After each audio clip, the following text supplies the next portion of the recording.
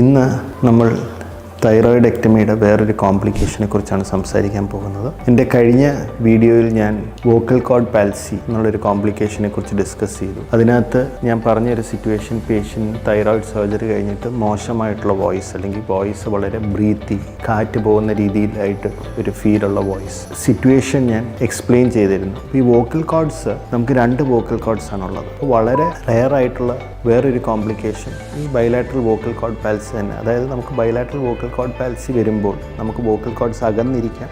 അപ്പം നമ്മൾ എന്ന് പറയുമ്പോൾ ഈ വോക്കൽ കോർഡ്സ് അടുക്കാതിരിക്കുന്നത് കൊണ്ട് നമ്മുടെ വോയിസ് മോശമായിട്ട് വരാം. അല്ലാതെ നമുക്ക് വേറൊരു സിറ്റുവേഷൻ ഉണ്ട്, അതായത് വോക്കൽ കോർഡ്സ് രണ്ടും അടുത്തിരിക്കും. പ്രശ്നം എന്താണെന്ന് വെച്ചാൽ ഈ അടുത്തിരിക്കുമ്പോൾ ഇത് അകലുന്നില്ല. ആ മൂവ്മെൻ്റാണ് റെസ്ട്രിക്റ്റഡ് ആയിട്ടുള്ളെങ്കിൽ, അല്ലെങ്കിൽ ആ ഒരു മൂവ്മെൻ്റാണ് പാരലൈസ്ഡ് ആയിട്ടുള്ളത്. അപ്പോൾ അങ്ങനത്തെ ഒരു സാഹചര്യം വരുമ്പോൾ എന്ത് പറ്റും, നമുക്ക് ശ്വാസം എടുക്കാനുള്ള സ്പേസ് കിട്ടുന്നില്ല. അപ്പോൾ ഇങ്ങനെ ഒരു type of vocal cord palsy വരുമ്പോൾ പേഷ്യൻറ്റിൻ്റെ വോയിസ് നല്ലതായിരിക്കും, പക്ഷേ അവർക്ക് ബ്രീത്തിങ്ങിൽ ഡിഫിക്കൽറ്റി കാണും. ചിലർക്ക് അത് എപ്പോഴും എവിഡൻ്റ് അല്ല, പക്ഷേ അവർ കയറ്റം കയറുമ്പോഴോ നടക്കുമ്പോഴോ എന്തെങ്കിലും രീതിയിലുള്ളൊരു ഫിസിക്കൽ എക്സേർഷൻ, അതായത് സ്ട്രെയിൻ ചെയ്തുള്ള കാര്യങ്ങൾ ചെയ്യുമ്പോൾ മാത്രമായിരിക്കും ഈ പറഞ്ഞൊരു പ്രോബ്ലം എവിഡൻ്റ് ആകുന്നത്.